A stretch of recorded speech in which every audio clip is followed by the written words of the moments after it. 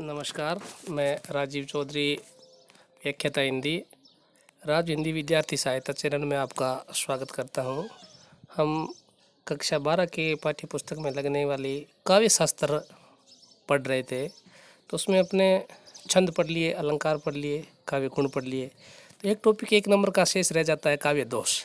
तो आज हम उसी की चर्चा करते हैं कि काव्य दोष क्या है। जैसे अपने गुण पढ़ा था, वैसे ही दोष है। दोष का मतलब विकार। इसकी परिभाषा हम देख लेते हैं कि काव्य दोष क्या है। कि काव्य के सौंदर्य तथा उसकी रसात्मकता में बाधा उत्पन्न करने वाले तत्वों को काव्य दोष कहा जाता है। यानी कि कुछ ऐसे शब्दों का प्रयोग जहाँ हो जाए, जो सरस लगने वाला जो काव्य है उसमें विकृति आ जाए, वो अटपटा लगे, तो वो रसात्मकता में बाधा उत्पन्न करता है, वो काव्य दोष कहलाता है। इनकी संख्या कोई निश्चित नहीं है, फिर भी इनको कुछ भागों में बांट सकते हैं हम। शब्द दोष है, वाक्य दोष है, रस दोष है और अर्थ दोष है। तो आइए हम चर्चा करते हैं शब्द दोष की।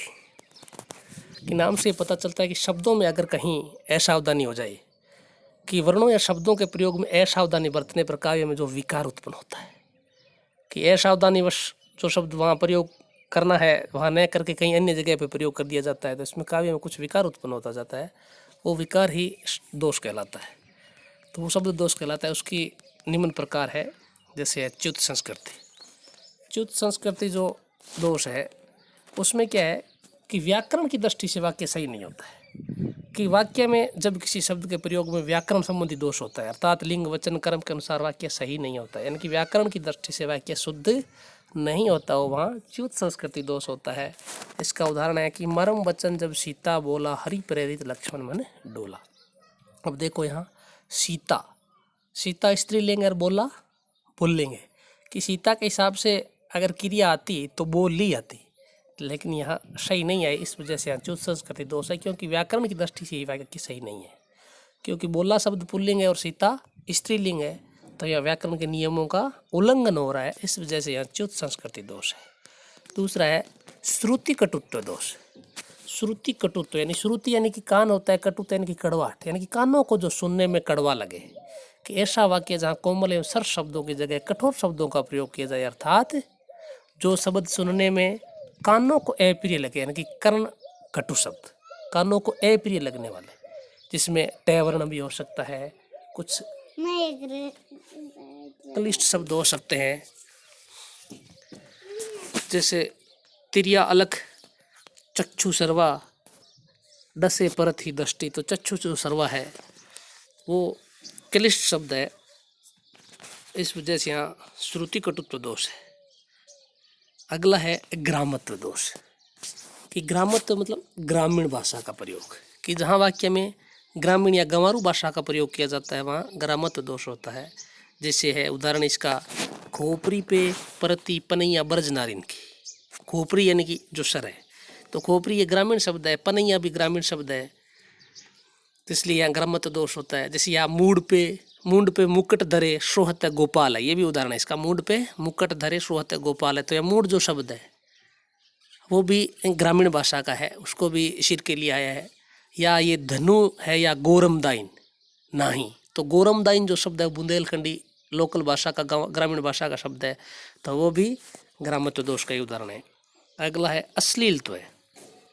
नाम से ही स्पष्ट है कि अश्लील शब्दों का प्रयोग, जिनको हम सामान्यतः प्रयोग कभी नहीं लेते हैं, वो लज्जा सूचक शब्द होते हैं, उनको नाम लेने से हम संकोच का अनुभव करते हैं।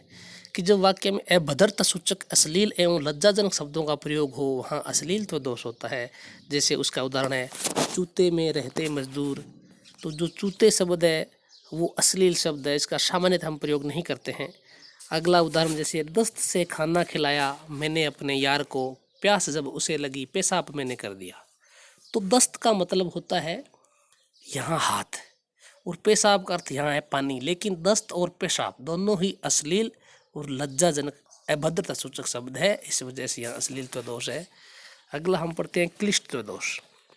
यानी कि वाक्य का अर्थ समझने के लिए कठिनाई हो, सीधा सीधा अर्थ समझ में नहीं आए, उसके लिए विशेष प्रयत्न करना पड़े। यानी कि काव्य में प्रयुक्त शब्द आसानी से समझ में नहीं आए, अर्थात उसको समझने के लिए, उनका अर्थ समझने के लिए विशेष प्रयत्न करना पड़े, वहाँ क्लिष्ट दोष होता है। जैसे कहत कत परदेसी की बात, मंदिर अर्ध अवधि बुद्धि हम सो अरि आहार चली जात, वेद नखत ग्रह जोरी अर्ध करी सोई बनत हम का। तो ये सूरदास का एक पद है जिसमें गोपियाँ श्री कृष्ण गोपियों को बोल करके जाते हैं कि मैं 15 दिन में लौट करके आऊँगा मथुरा से, लेकिन वो लौट करके नहीं आते हैं। तो मंदिर अर्ध अवधि का अर्थात आधे महीने का कह के गए थे, लेकिन हरि आहार, हरि यानी कि शेर, और शेर का आहार यानी कि मांस, शेर का आहार मांस, तो कि 15 दिन का बोल के गए थे, एक मास चला गया, अब तक वो नहीं आए हमारे प्राण प्रिय।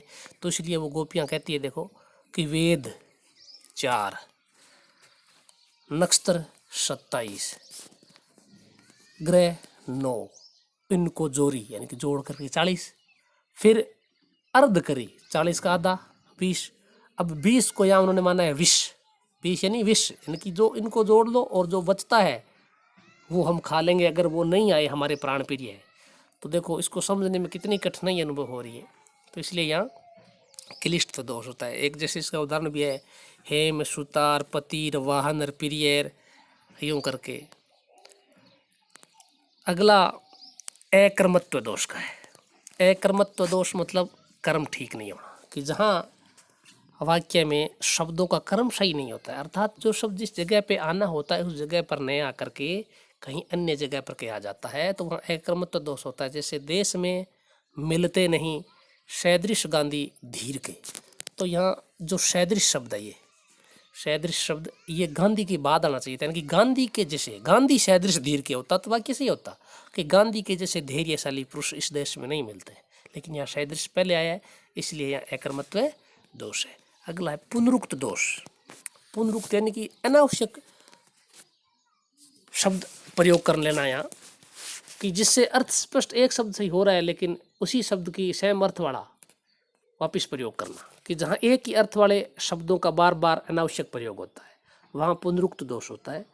जैसे कोमल वचन सभी को भाते, अच्छे लगते मधुर वचन। अब भाते जो शब्द है, भाना का अर्थ भी अच्छा लगना है, चाहना और अच्छा लगना वो ही अर्थ है, दोनों का अर्थ सेम है, कि भाते तथा अच्छे लगते शब्दों का अर्थ एक किया था, यहाँ पुनरावृत्ति हो गई ना शब्द की, तो इसलिए यहाँ पुनरुक्त दोष हुआ।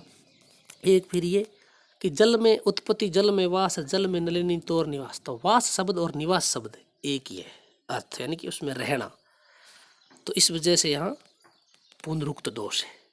अगला न्यून पदत्व है, कि कई बार क्या होता है काव्य का अर्थ समझने के लिए कुछ शब्दों की कमी पड़ जाती है, पद न्यून रह जाता है, तो इस वजह से वहाँ न्यून पदत्व दोष होता है। जैसे पानी पावक पवन प्रभु ज्यों ऐसा दू त्यों साधु, कि पानी है, पावक है, पवन है, भगवान है, वो तो सभी के लिए, चाहे साधु पुरुष हो चाहे दुष्ट लोग हो, उन सब के लिए सुलभ हो जाते हैं, उन सब में कोई भेदभाव नहीं करते। तो यहाँ उनका अर्थ समझने के लिए कुछ शब्दों की कमी पड़ गई, भेदभाव वगैरह की, तो यहाँ न्यून पदत्व दोष है। अगला अधिक पदत्व दोष, कि जहाँ काव्य में कवि ऐसे शब्दों का भी प्रयोग कर देता है जिनके प्रयोग के बिना भी काव्य में अर्थ स्पष्ट हो जाता है, तो वहाँ अधिक पदत्व दोष होता है। जैसे पुष्प पराग से रंग कर भरमर गुंजारता है, तो पराग पुष्प में होता है, तो पुष्प और पराग दोनों शब्दों का प्रयोग न कर करके एक शब्द सीधा पराग का प्रयोग कर देते या पुष्प का प्रयोग कर देते तो भी काम चल सकता था, लेकिन यहाँ दोनों शब्द प्रयोग हुए कि यहाँ पुष्प शब्द को हटाने पर भी अर्थ स्पष्ट हो जाता है, यानी कि पराग से रंग कर भ्रमर गुंजारता है, यानी कि फूलों का जो रस होता है पराग, उसमें रंग करके भंवरा गूंजता है, तो यहाँ पुष्प शब्द अधिक है, इस वजह से अधिक पदत्व दोष होता है। अगला है दुष्कर्मत्व दोष। दुष्कर्मत्व यानी कि जहाँ लोक अथवा शास्त्र में जो बात वर्णित है कि वो कर्म वहाँ सही नहीं होता है, क्योंकि लोक शास्त्रों में जो कर्म दिया होता है उसका निर्वाह न करके उसके उल्टा कर्म, विपरीत कर्म वहाँ होता है, तो वहाँ दुष्कर्मत्व दोष होता है। जैसे अपन उदाहरण इसका देखते हैं कि रुपये दे दो 5 नहीं तो 10 दे दो।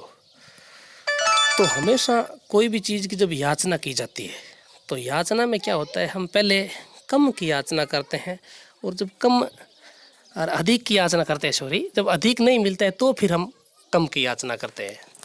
तो यहाँ पहले देखो कि रुपये दे दो 5 नहीं तो 10, तो जो 5 भी नहीं दे सकता तो 10 कैसे दे देगा।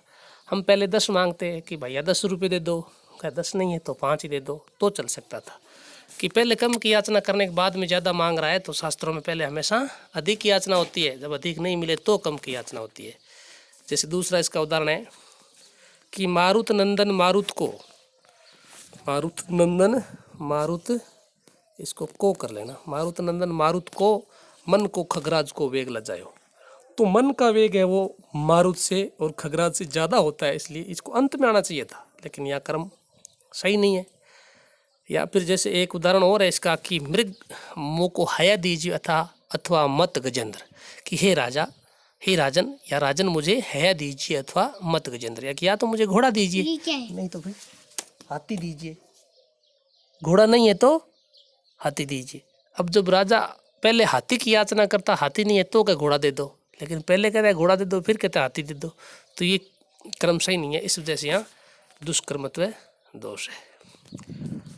तो कैसा लगा आपको वीडियो, इसको ध्यान से देखना। हालांकि परीक्षा में 1 नंबर का सवाल आता है, लेकिन आपके आगे भावी जीवन में काम आने वाली चीज़ है। धन्यवाद।